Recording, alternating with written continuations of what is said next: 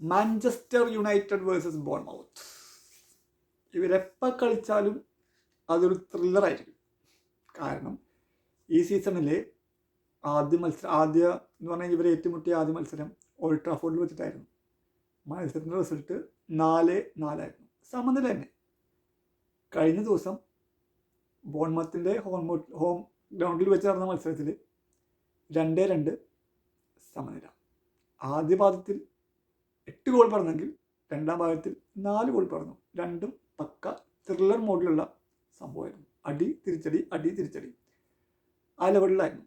അപ്പോൾ നമുക്ക് കഴിഞ്ഞ ദിവസം നടന്ന മാഞ്ചസ്റ്റർ യുണൈറ്റഡ് വേഴ്സസ് ബോൺമൗത്തിലെ ചില പ്രധാനപ്പെട്ട വിശേഷങ്ങളിലേക്ക് കടക്കാം. ഞാൻ മാഞ്ചസ്റ്റർ യുണൈറ്റഡിൻ്റെ കളികളെ ഇഷ്ടപ്പെടുന്ന ഒരാളാണ്.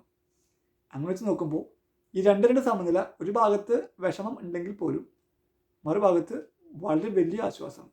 വിഷമം എന്താണെന്ന് പറയാം, ജയിച്ചില്ലല്ലോ എന്നുള്ളതാണ് വിഷമം. പക്ഷേ അതിനൊക്കെ അപ്പുറമായിട്ട് മഹാ ആശ്വാസം എന്ന് പറഞ്ഞു കഴിഞ്ഞാൽ തോറ്റില്ലല്ലോ എന്നാണ് മഹാ ആശ്വാസം.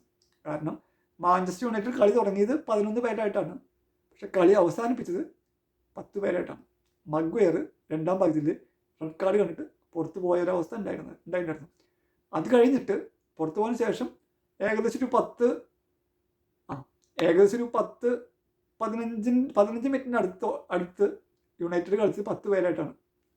ഈ 10 പേരായിട്ട് കളിച്ചിട്ട് ഒരു ഗോൾ വഴങ്ങിയില്ലല്ലോ, തോറ്റില്ലല്ലോ എന്നുള്ളതാണ് ഒരു ഭയങ്കരമായിട്ടുള്ള ആശ്വാസം എന്ന് പറയാനുള്ളത്. കളിയിലേക്ക് വരികയാണെങ്കിൽ ആദ്യ പകുതി 2 പേരും ഗോൾ അടിച്ചില്ല. രണ്ടാം പകുതിയിൽ മത്തിയാസ് കുന്നേനെ പെനാൽറ്റി ബോക്സിൽ വീഴ്ത്തിയാൻ കിട്ടിയ പെനാൽറ്റി ബ്രൂണോ ഫെർണാണ്ടസ് മനോഹരമായ വലയിൽ എത്തിച്ചിട്ട് യുണൈറ്റഡ് ആദ്യം ലീഡെടുക്കുന്നു. അത് കഴിഞ്ഞിട്ട് ആ ലീഡിനെ അധികം ആയുസുണ്ടായിരുന്നില്ല. തിരിച്ച് ബോൺമൗത്ത് ഒരു ഗോൾ അടിക്കുന്നു. ആ ഗോൾ ഇത്തിരി വിവാദമായിരുന്നു.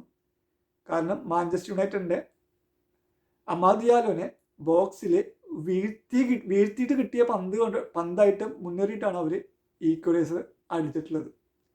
ആ അമാദിയാലോനെ ബോക്സിൽ വീഴ്ത്തിയത് ഒന്നും കൂടി റഫറി കാര്യമായിട്ട് നോക്കിയിരുന്നെങ്കിൽ ചിലപ്പോൾ അത് പെനാൽറ്റി കിട്ടിയിരുന്നു.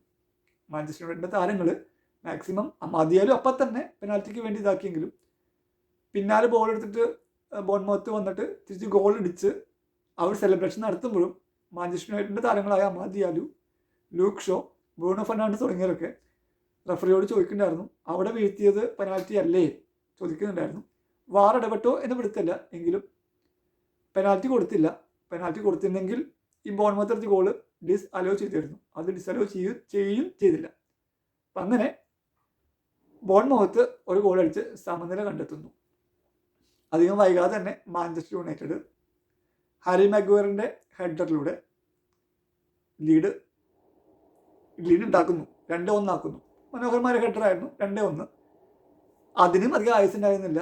ബോൺമൗത്ത് 2-2 സമനില അടിച്ചത് ബോക്സിൽ ബോൺമൗത്തിൻ്റെ താരത്തിനെ ഹാരി മഗ്വയർ വലിച്ചിട്ടതിന് സ്ട്രെയിറ്റ് റെഡ് കാർഡ് കൊടുത്തിട്ട് മഗ്വയറിനെ പുറത്താക്കുകയും ചെയ്തു. ബോൺമൗത്തിന് അനുകൂലമായിട്ട് പെനാൽറ്റി കൊടുക്കുകയും ചെയ്തു. അവിടെയാണ് ഒരു പ്രശ്നം. അങ്ങനെ ഇതേ സെയിം കാര്യം തന്നെയാണ് മുമ്പ് ബോൺമൗത്തിൻ്റെ ബോക്സിൽ ബോൺമൗത്തിൻ്റെ കളിക്കാരൻ അമാദിയാലോണ് ചെയ്തത്. ഏതാണ്ട് വലിച്ചിട്ട് തന്നെയാണ്. അപ്പോഴൊന്നും റഫറി കൊടുക്കാത്ത ആ റെഡ് കാർഡ് ഇവിടെ ഹാരി മഗ്വയറിന് കൊടുത്തു. അതാണ് ക്വസ്റ്റ്യൻ. ഹാരി മഗ്വയറിന് റെഡ് കാർഡ് കൊടുത്തതിൽ ഞാൻ തെറ്റ് പറയില്ല, അത് റെഡ് കാർഡായിരിക്കാം. പക്ഷേ ഹാരി മഗ്വയറിന് റെഡ് കാർഡ് കൊടുത്തെങ്കിൽ അവിടെ ഉള്ളതിനും ഒന്ന് പരിശോധിക്കാമായിരുന്നു റഫറിക്ക്. ഹാരി മഗ്വയറിന് റെഡ് കാർഡ് കൊടുക്കാൻ പാടില്ല, അത് വലിച്ചിട്ടില്ല എന്ന് ഞാൻ പറയില്ല. ഓക്കെ, അത് റഫറിയുടെ ഫെയർ ആയിട്ടുള്ള ഡിസിഷൻ ആയിരിക്കാം. പക്ഷേ അങ്ങനെ ആയിരുന്നെങ്കിൽ മുൻപും ആ ഡിസിഷൻ ഒന്ന് റീചെക്ക് ചെയ്യാനോ അല്ലെങ്കിൽ വാറിൻ്റെ സ്ക്രീനിൽ പോയിട്ട് നോക്കാനുള്ളൊരു സഹിഷ്ണുത റഫറി കാണിക്കണമായിരുന്നു.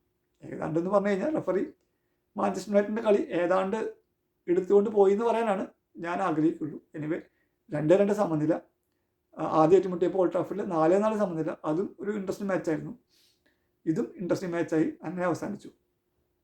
മാഞ്ചസ്റ്റർ യുണൈറ്റഡിൻ്റെ സ്ഥാനത്തിന് പ്രശ്നമൊന്നും പറ്റിയിട്ടില്ല. 3-ാം സ്ഥാനത്ത് തന്നെ തുടരുന്നു. 55 പോയിന്റോട് കൂടി 3-ാം സ്ഥാനത്ത് തന്നെ മാഞ്ചസ്റ്റർ യുണൈറ്റഡ് തുടരുന്നുണ്ട്.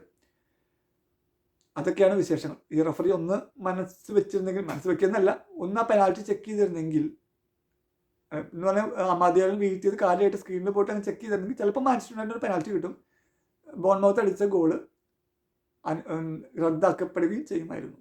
അപ്പോൾ റഫറി ഒരു ഈഗോ കളി കളിച്ചോ എന്നുകൂടി എനിക്കൊരു സംശയമുണ്ട്. എനിവേ വലിയ നഷ്ടം പറ്റിയില്ല. ചാമ്പ്യൻസ് ലീഗിലേക്കുള്ള മാഞ്ചസ്റ്റർ യുണൈറ്റഡിൻ്റെ യാത്ര അതേപോലെ തന്നെ തുടർന്നുകൊണ്ടിരിക്കുന്നു.